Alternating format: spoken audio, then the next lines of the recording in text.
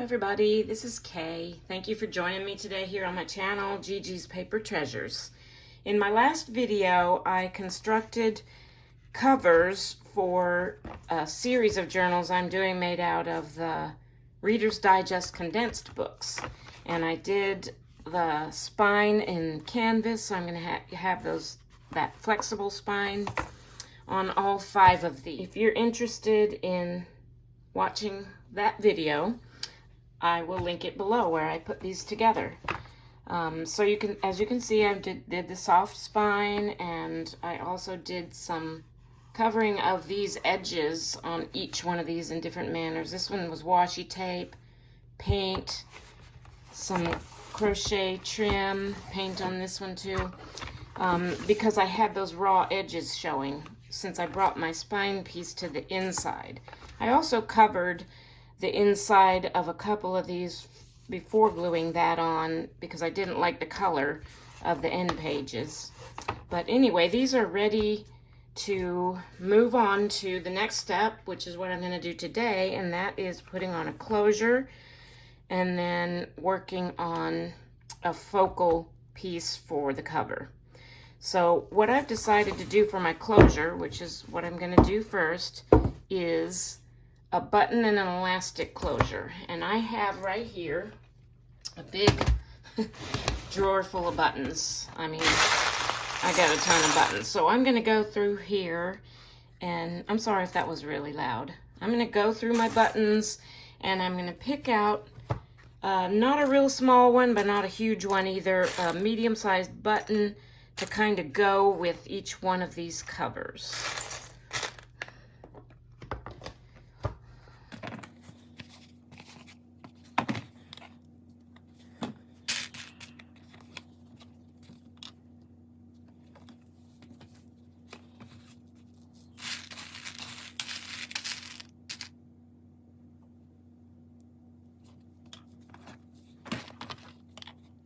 Picked out coordinating buttons for each one of these. Now, these 3 here, the buttons that I picked out have kind of a curve to them. I don't know if you can see that, but they're kind of curved, so there should be space around, you know, underneath for the elastic to slip around that button on these 3.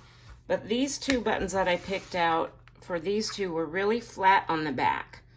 So what I'm going to do with those is I found a smaller button with the same number of holes, and I'm going to sew that on underneath just to give these flat back buttons a little bit of a lift, so the elastic has room to go around them. So I'm going to do those first, I think, since those will be the hardest ones. Let me put these other ones to the side. Let's start with this one. So this one had 4 holes, so I just found a 4-hole button that was a little bit smaller, and most of the time the holes will line up. I don't know if you can see that, but the 4 holes line up, so that shouldn't be a problem. And let me just see. I don't think it matters at this point what my front or my back is. They're both kind of the same. So we'll make this the front, and I'm going to get out my little cutting board here, because what I'm going to do is center this. So these are, just under 8 inches, or they're right about at 7.5 inches high. So I'm going to, and let's see, half of 7.5, I need to move this so I can see those numbers, is 3 3/4, right? Half of 7.5. Half of 7 is 3.5, and then half of another half is another quarter. So 3 3/4 plus a tiny bit, because it is a little bit longer than 7.5. So I'm going to find my 3 3/4 point, and actually I'm going to use my button here and kind of eyeball it to line up with that. Let me move it a little bit closer. So the middle of the button is lined up with that 3 3/4 mark. I'm going to leave a little bit of a margin between the button and the edge of the book. make sure it's straight. And, you know, it doesn't have to be perfect. I could probably just eyeball these and, you know, place the button there and poke my holes, but I like to kind of try it and get in the middle. So I'm going to use this really sharp awl that I have, and I'm going to make 3 or 4 poke holes where those buttonholes are. Okay, if you can see that. And then I'm going to go back and make them a little bigger because it didn't go all the way through. It needs to go all the way through and be wide enough for me to put a needle and thread through these 4 holes.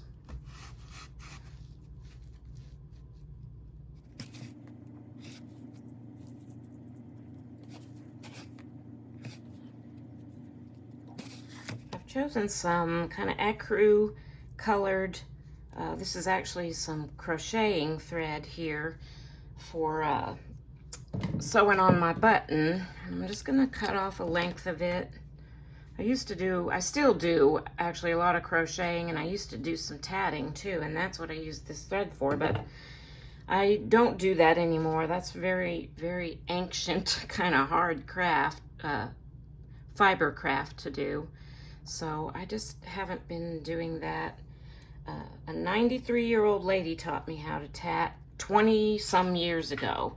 And I did it for a while, but it was really challenging. And the thing about tatting is it's impossible to undo if you make a mistake. And anyway, so I'm going to start on the inside of my cover, and I'm going to go up through one of those holes, up through one of the holes in I'm going to call it my spacer button, and then up through one of the holes in my closure button. Okay, I'm going to leave some length back here because this is where I'm going to be tying it. Okay, so I have that. Now I'm going to go back through the opposite hole diagonally of my closure button and my spacer button, and the opposite hole diagonally in my book cover. Okay, pull that through. And before I do any more stitches, I'm just going to make sure everything is untwisted. So I'm going to look at my threads and make sure everything's nice and straight and untwisted, and it appears that it is. Okay, now I'm going to go up through the same hole again, and hopefully it'll all line up so that I don't have to find the holes anymore. So I'm going to pull that through. I'm going to go back down the same hole again.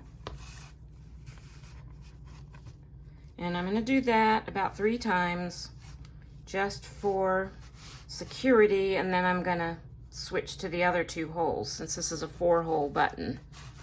I'm sorry if I'm getting out of frame. It's hard to do this on camera. Okay, so I did 3 in and outs on those 2 holes. Now I'm going to switch to one of the other 2 holes, doesn't matter which one. And I'm basically going to do the same thing, go in and out 3 times on this hole, these holes.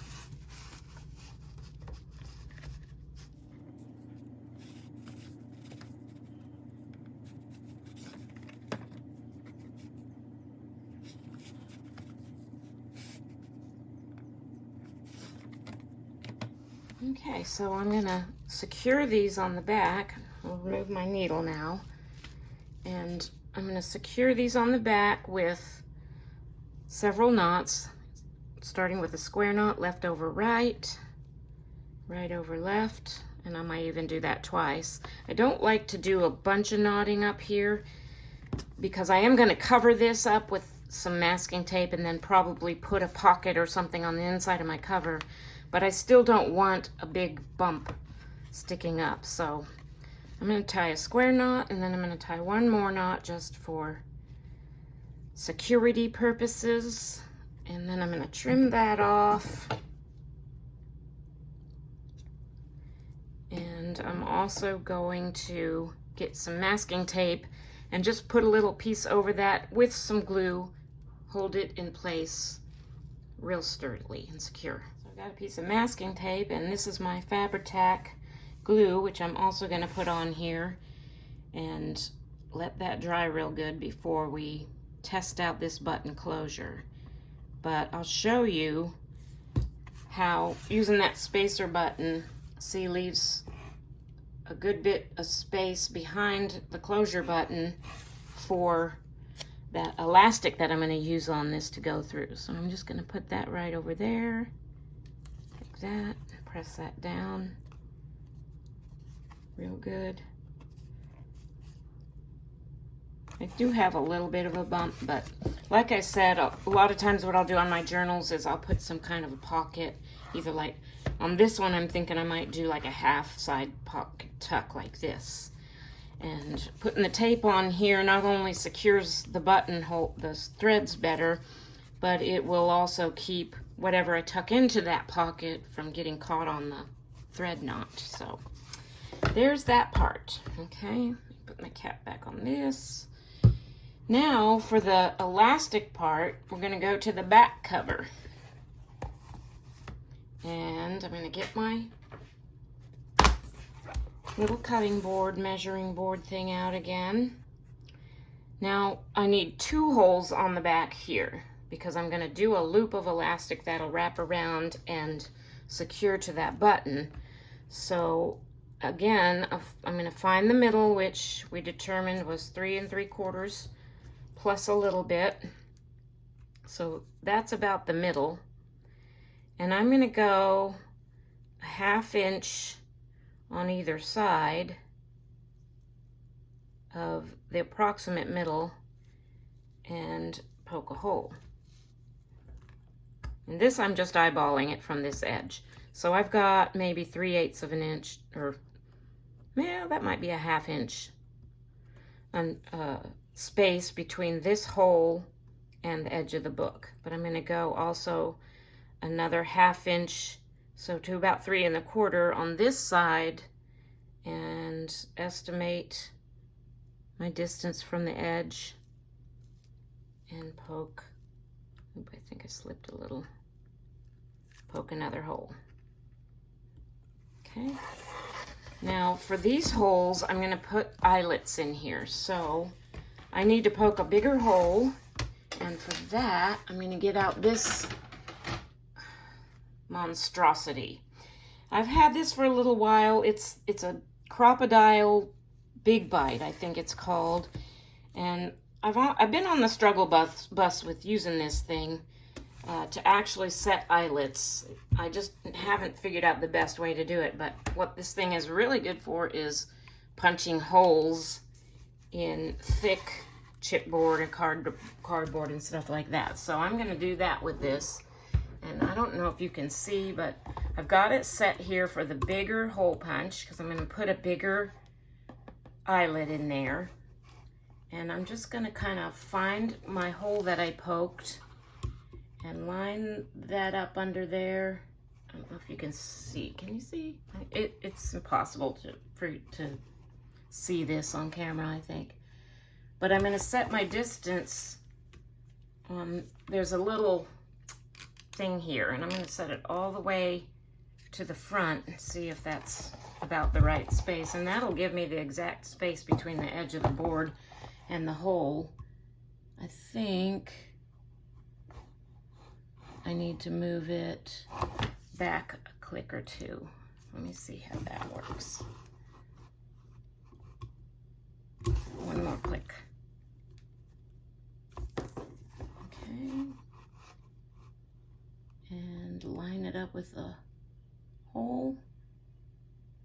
Actually, I'm going to go forward a click. Sorry, this is taking me a minute. I just want to make sure I get it right.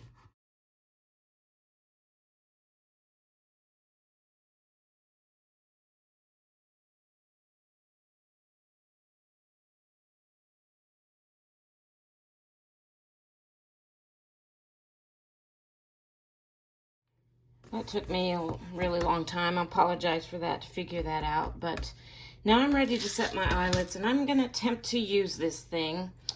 So I'm going to push this all the way to the front because that's where the actual eyelet setter part is. and I have it set on, let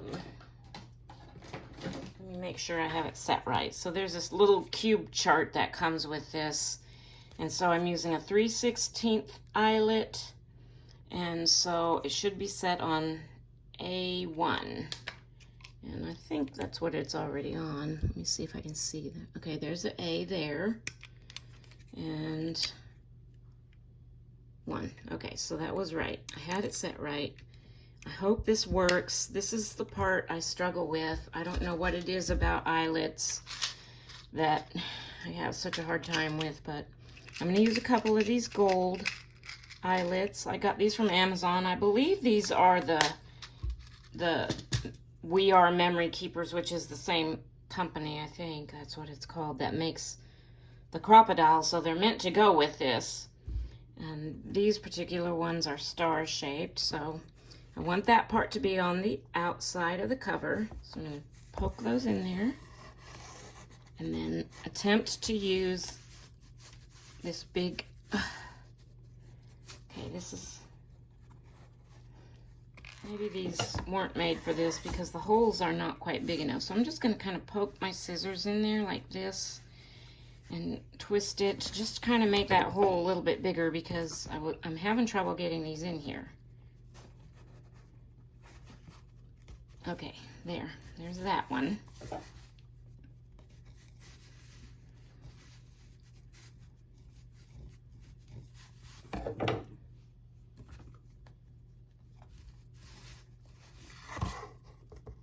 Punching time or setting time. Wish me luck. I hope this works.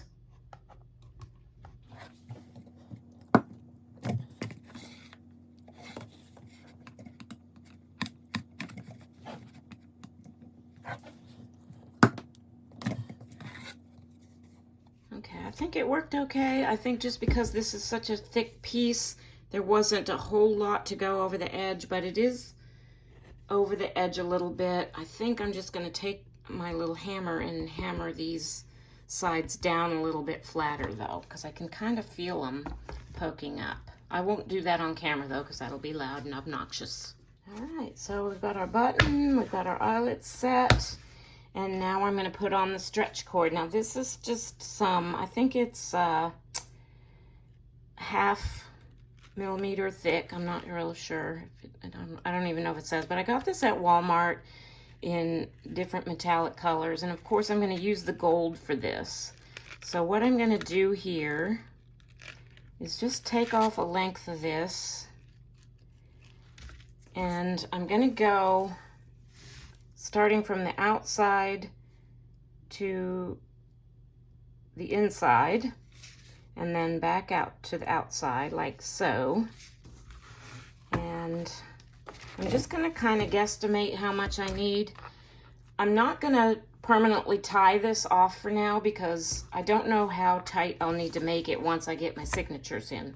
But I'm going to give myself plenty to work with. I'd rather have, you know, a little extra than not enough. So I'm going to cut that off right there. And then I'm just going to tie this in a loose knot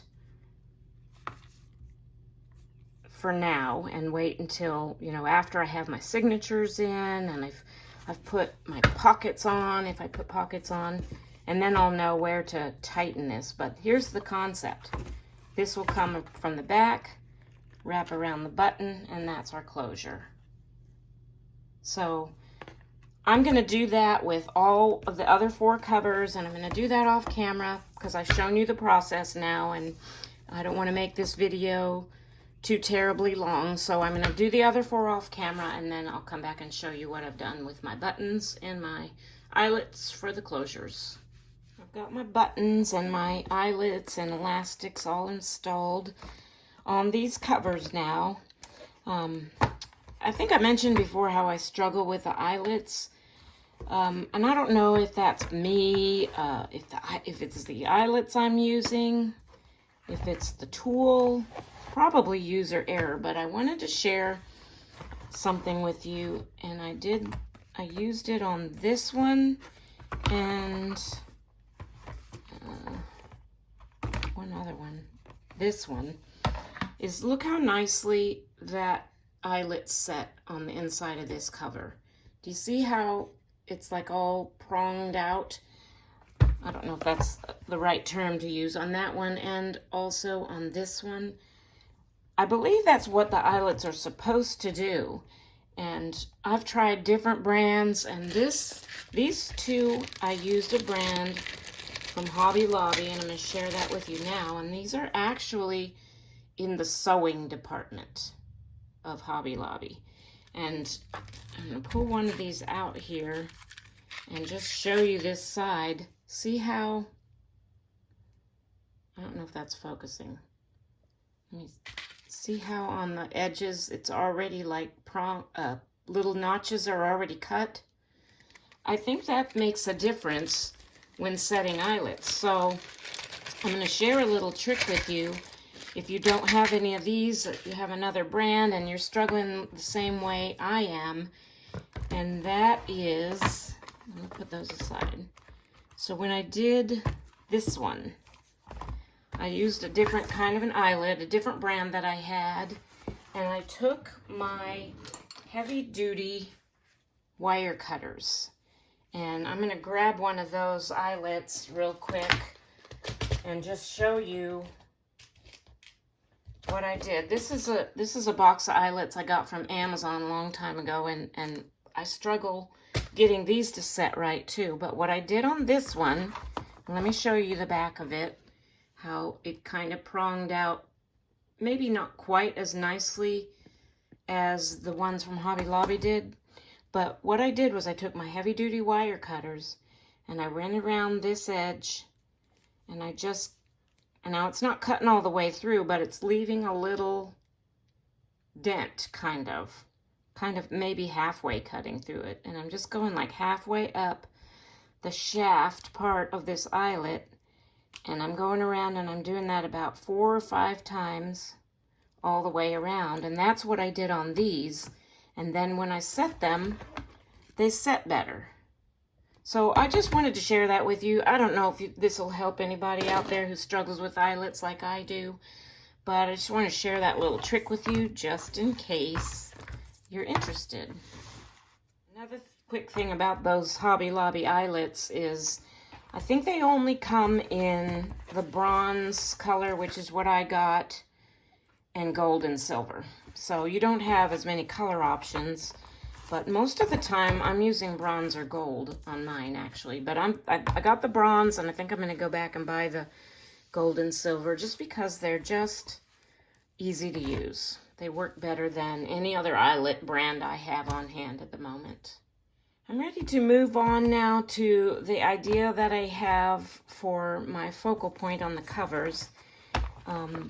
So my husband and I recently took a road trip, and I crocheted a bunch of little doilies out of some crochet cotton that I had, and I want to kind of use those along with maybe some of my tea-dyed and I have these heart-shaped paper doilies, and so I've kind of already grouped these together like this, and you know, picked out doilies that I thought would go with the different covers.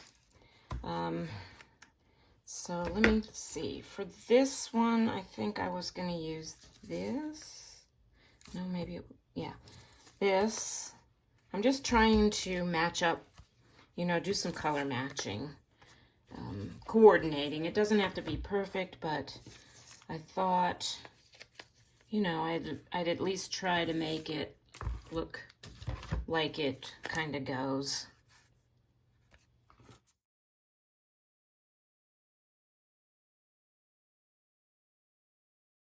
These metal book plates, I'm not sure if that's what you call them, in here. And I'm going to use some. This is tea-dyed vellum.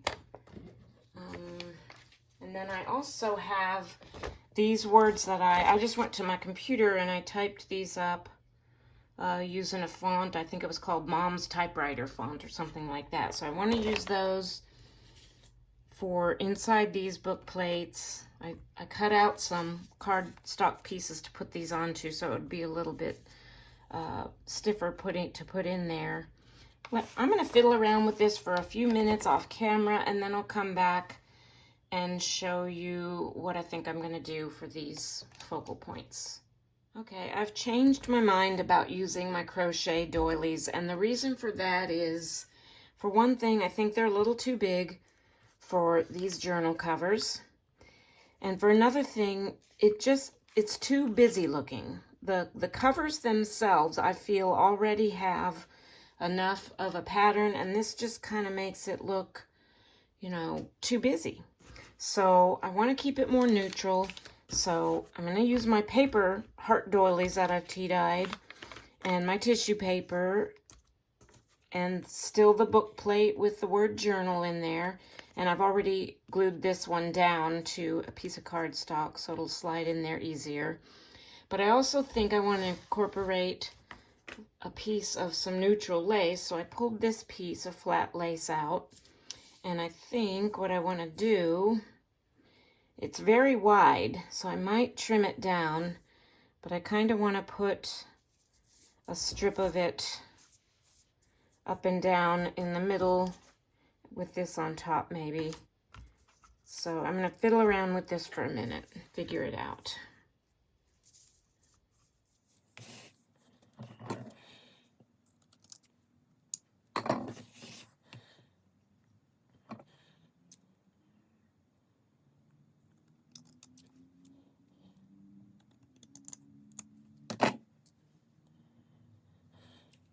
So I'm thinking something like this. This is still very elegant, but very neutral, so it's not going to add to the busyness of the cover.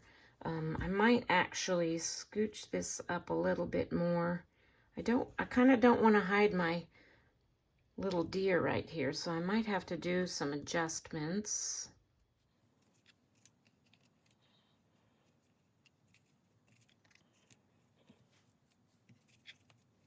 Okay, I think I'm going to go with this. So, because I didn't want to hide my little deer image there, I cut off a little piece on the side of my heart doily and lined it up with the edge over here. I also inked the edges of that and of my tissue paper or my vellum and trimmed down my lace some more. And I'm just going to put my journal plate just a little off center. So once again, I don't want to cover up my little deer, and then I just have a little piece of fancy trim up there. I'm going to add brads also to the journal plate, but before I do that, I want to take this to my sewing machine, and I'm just going to do some stitching, some kind of wonky stitching all around in kind of a dark brown color, and I think that's going to add a little something extra to this as well, but still keep it fairly neutral. So let me go do that and I'll be right back. All right, so I went around about 3 times, and I might actually even leave some of these strings hanging. I don't know, I'll decide that later. So that's going to be like that. This is going to be about like that, and then I'm going to put my extra little piece of fancy trim, something like that.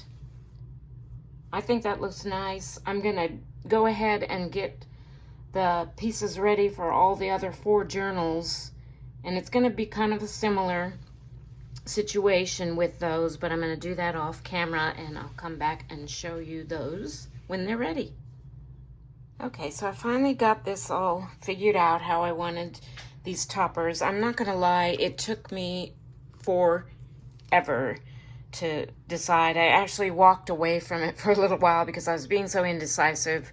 And so this is several hours later, and I finally figured it out. They're all similar, using the same items that I had mentioned earlier, but with a few little additions, like some ribbon there and a bow here and another tiny little bow here, and then trim on some of them, but they're all just a little bit different.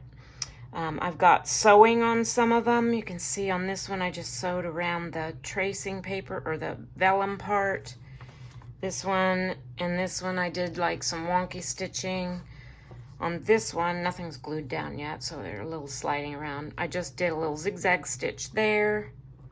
I used lace in a couple of different places, and I used it in different, you know, orientations. On this one, I put the lace on top of the vellum, and I did a zigzag stitch just along the bottom of the vellum.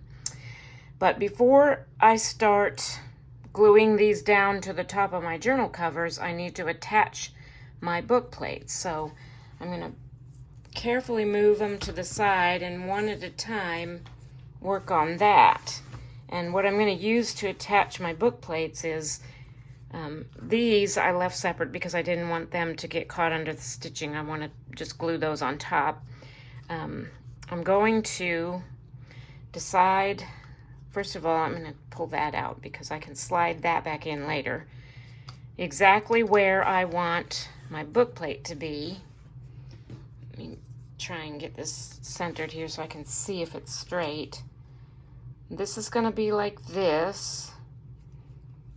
So I want this kind of in the middle, and I just want to make sure I get it straight, fairly straight. And I'm going to move these pieces of trim for now because I'm going to pick this whole thing up, holding my book plate. I guess I'm going to kind of slide it here, holding my book plate where I want it. And actually, I changed my mind. I'm so indecisive today. I'm going to make a little mark. I'm going to get a pen real quick. And I'm just going to make a little dot where I need to put the holes for my brads. And actually, I think I'm just going to go ahead and trim these threads. The back ones aren't going to show, but I don't want them sticking out the side either, so I'm going to trim those off.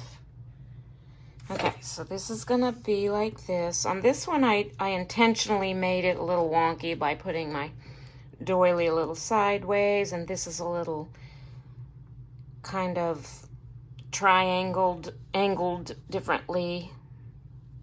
I did that on purpose, intentionally. So I'm just going to place this, try and get it fairly centered, and then I'm going to make a little mark where I need to make the hole to put my brad through. And this one's just going to be going through the doily and maybe a little bit of that lace in the background. So you can see my hole there and there, and I'm going to take my pokey tool, if I can find it. Here it is over here. And just make a little hole, trying not to gouge my finger through those spots where I marked it. And this, there's already actually kind of a hole there in the doily. So that doesn't really need to, I don't really need to poke that one. Anyway, so I've got those made. Now I'm going to use these little mini brads. I found this set of little brads on Amazon.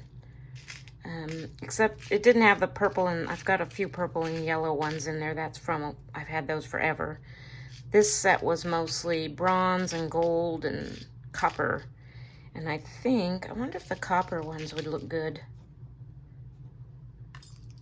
on here. No, I don't think so. I'm going to stick with the bronze because that's the color of the book plate.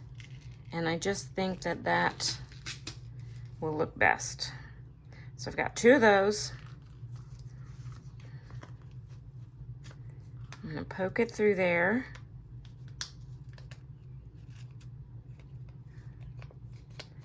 And I'm going to open it up on the other side.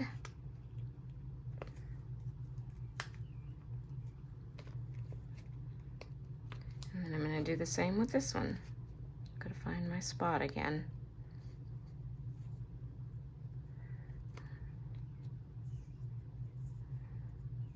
These are a little fiddly to work with because they're so tiny, but they're so cute. And I'm not too worried about them coming loose because this whole thing is going to be getting glued down. So I'm going to take the other side of my pokey tool and just kind of smush those down real good on the back so they're nice and flat. Okay, so that's that, and I think it looks pretty straight.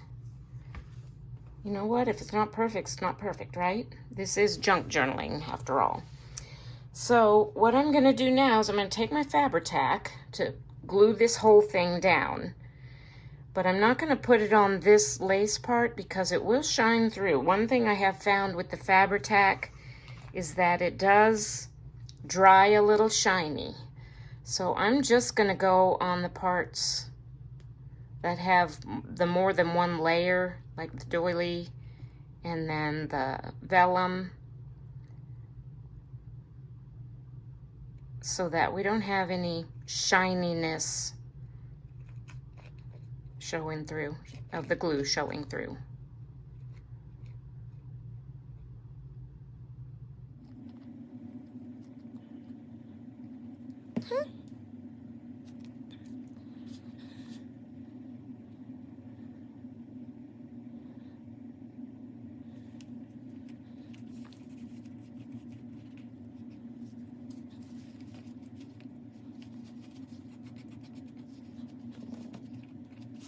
Now I'm going to add my little pieces of trim, and I'm actually going to use my hot glue gun on this because it'll dry quicker, and I think I just think it's a kind of a better option. I'm going to try to do this without burning myself.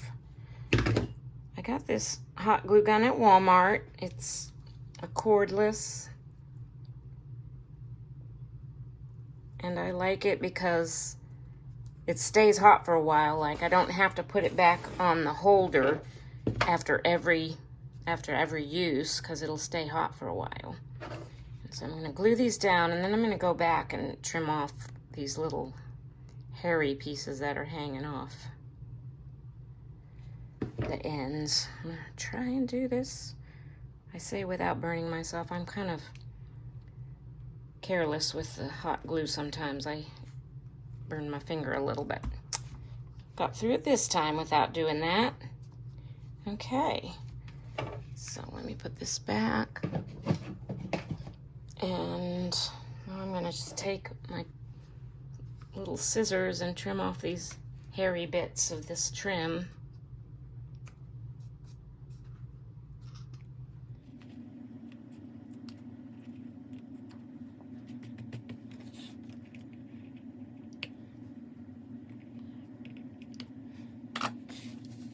Okay, and I can slide my little journal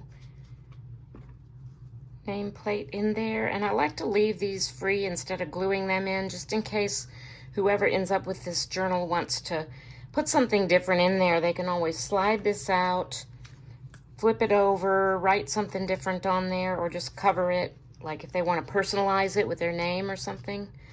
So I usually leave these free without gluing them in. This is a little bit loose here. Let me see if I can tighten it up just by pressing that down. But anyway, there you have it. There's that one. And this will come around here for the closure when we get all done. So, first one done as far as the journal topper goes. Now, I'm going to proceed and do the other 4 off camera and be back to show you the completed toppers. Finally finished this after many hours at my craft desk here today. It's just been a tough video to complete for some reason. Mainly, I think the reason is my indecisiveness about what I wanted to do on these toppers. But I'm going to show you each one of these. They're all a little bit different. And then that is going to be it for today's video. I'm going to do one more video in this series where I add the papers for the signatures, and I may put pockets on the inside of the front and back cover. I did change this one up a little bit. I decided to add a little bling. I moved the location of this trim, and then I decided to put just one of these little blingy kind of adhesive dot things on either end. It was just looking a little plain. I wanted a little something extra on that one. And then there's this one. I'm really liking this one. And then I think this is my favorite of all, with this sweet little bow up here, and it's just so simple. And I love, of all the covers, I think this was my favorite one to begin with. That one, and I really liked this one. And I kind of goofed up on this one because I didn't want to cover up my little deer. I don't know if you can see it, kind of see its hind end here. I didn't want to cover that up, and I accidentally covered it up, but there's another little one peeking out down here. So, I mean, I can't fix it now. It's all glued down. So that's all I have for today. I'm going to let you go, and I just want to say thank you for joining me today. Please keep your eyes out for the third and final video in this series of making junk journals out of Reader's Digest Condensed book covers. Have a blessed day.